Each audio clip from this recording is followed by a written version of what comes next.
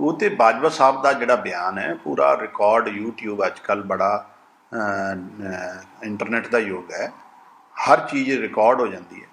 और बड़ा उन्होंने इंटेंशनली ईटीओ साहब, क्योंकि जंडियाले रैली हो रही थी, ईटीओ साहब का नाम लैके कि वो, क्योंकि ईटीओ साहब का जिहड़ा पुश्तैनी कारोबार है वो बैंड बजाते रहे।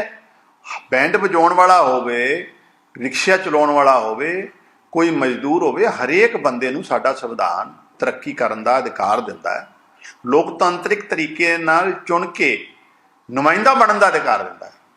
तो ईटीओ साहब भी अपनी काबलियत नाल अगे आए हैं। आम आदमी पार्टी ने उन्होंने मौका दिता है, मान साहब ने उन्होंने कैबिनेट मिनिस्टर बनाया है और बेहतर तरीके नाल अपनी कारगुजारी दिखा रहे हैं।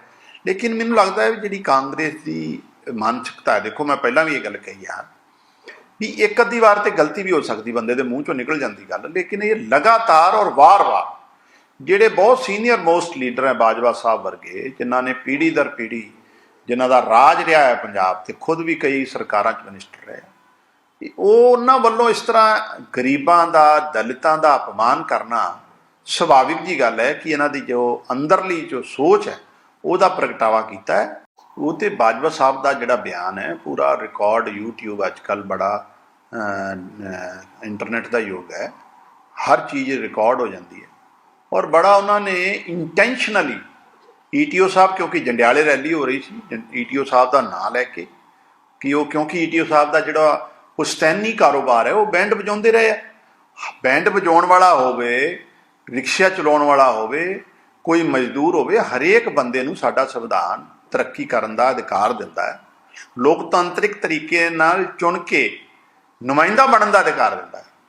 तो ईटीओ साहब भी अपनी काबलियत नाल अगे आए हैं, आम आदमी पार्टी ने उन्होंने मौका दिता है, मान साहब ने उन्होंने कैबिनेट मिनिस्टर बनाया है और बेहतर तरीके नाल अपनी कारगुजारी दिखा रहे हैं।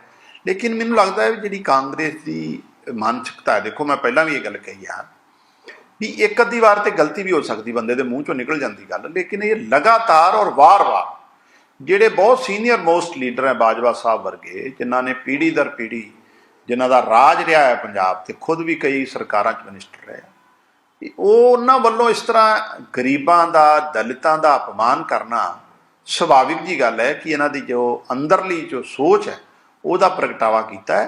और मैनू पूरी उम्मीद है पंजाब के लोग इस चीज़ को बहुत लैके निराश और नाराज़ हैं, आने वाले टाइम से उचित जवाब जोड़ा कांग्रेस को देंगे। लेकिन जिस तरीके से एससी कमीशन ने नोटिस दिया है, क्या लगता है कि कार्रवाई जो है वो जल्द होगी? देखो ये तो इस जुरिडिक्शन ऑफ एससी कमीशन, उसकी डिस्क्रिशन है, वो तो वो तय करनगे। लेकिन ये कोई दो राय नहीं, जो उन्होंने भाषा शैली सी, जो उन्होंने तौर तरीका सी बाजवा साहब का, वो जरूर उन्होंने एक दलित मिनिस्टर की बेइज्जती की है, अपमान किया है। वहीं नशे के विरुद्ध राज्यपाल रैलियां निकाल रहे हैं, यात्रा निकाल रहे हैं, किस तरीके से देखते हैं अकाली दल और बीजेपी एक साथ दिखाई दे रहे हैं? चलो वो तो राज्यपाल साहब तो क्योंकि वो गवर्नर हैं, नुमाइंदे हैं केंद्र सरकार के, तो सुभाविक जी तौर पर इलैक्शन का दौर है, बीजेपी अकाली पहला भी इकट्ठे रहे, अगे भी रहणगे, इत्थे तो कोई दो राय नहीं है। लेकिन मैनूं लगता है भी तमाम कोशिशां कर लैण, लोगों ने पंजाब दे इन्हां दा राज जिहड़ा आ शासन देखिया है और लोग उस चीज़ नूं भुल्ले नहीं। कुछ इंटरनल गल्लां हुंदियां ने जिहड़ियां बाहर नहीं दस्सियां जा सकदियां। बेसिकली तो मकसद उहदा इह सी कि लोकां दे विच अपनी अच्छी छवि बनाओ, हर किस्म दे लोकां नूं नाल लो, जिहड़े लोग अजे नहीं भी पार्टी दे नाल, नवीं लीडरशिप नूं लभो, ते जिहड़ा अच्छा परफॉर्मिंग डिस्ट्रिक्ट कांग्रेस प्रेजिडेंट होएगा उहदी तरक्की करावांगे, ਜਿਹੜਾ 6 ਮਹੀਨਿਆਂ ਵਿੱਚ ਅਪਰੇਜ਼ਲ ਹੋਏਗੀ, ਜਿਹੜਾ नहीं ठीक कर सकेगा वो चेंज भी हो सकता है। नहीं, इसमें ये भी था कि जो आने वाले चुनाव है उसमें जो डिस्ट्रिक्ट प्रेसिडेंट है, टिकट सिलेक्शन में उन लोगों का से रहेगा, अगर उनके फीडबैक को अगर अच्छा परफॉर्म करते हैं। ऑब्वियसली डिस्ट्रिक्ट कांग्रेस की फीडबैक जो लीडरशिप ने कहा कि जरूर ली जाएगी।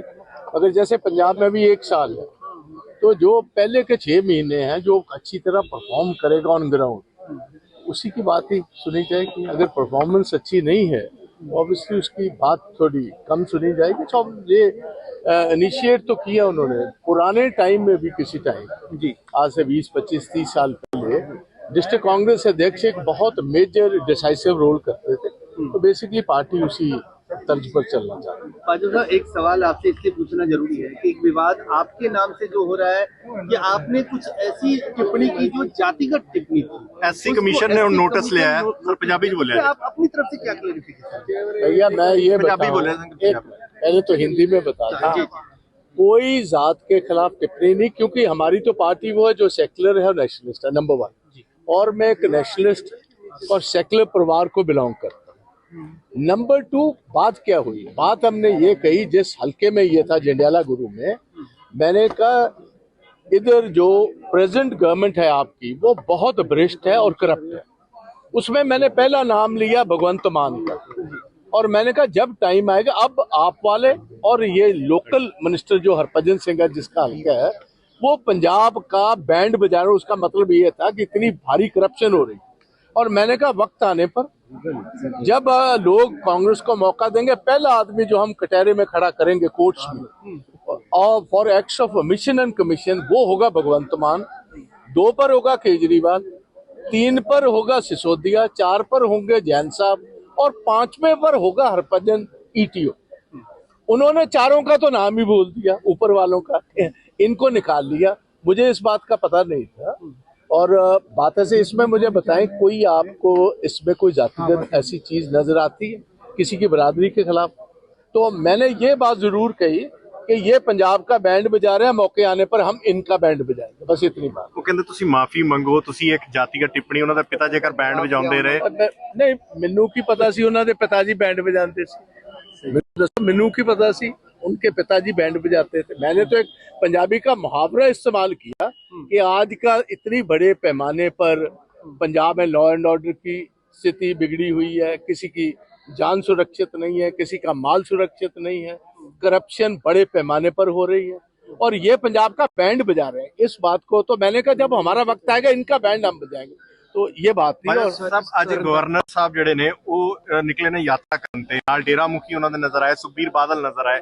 ਕੀ ਇਹ ਪੰਜਾਬ 'ਚ ਅਕਾਲੀ ਬੀਜੇਪੀ ਗੱਠਜੋੜ ਦੀ ਕਵਾਇਦ? ਮੈਨੂੰ ਇਸ ਗੱਲ ਦਾ ਪਤਾ ਨਹੀਂ, ਕਿਉਂਕਿ ਉਹ ਗਵਰਨਰ ਸਾਹਿਬ ਦੀ ਲੈਟਰ ਜਿਹੜੀ ਯਾਤਰਾ ਅਗੇਂਸਟ ਡਰੱਗਸ ਕਰ ਰਹੇ ਨੇ, ਉਹਦੇ 'ਚ ਮੈਨੂੰ ਵੀ ਸੱਦਾ ਦਿੱਤਾ ਗਿਆ ਸੀ।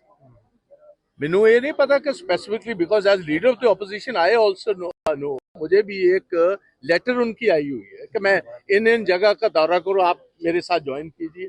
तो इसमें nothing much should be read about.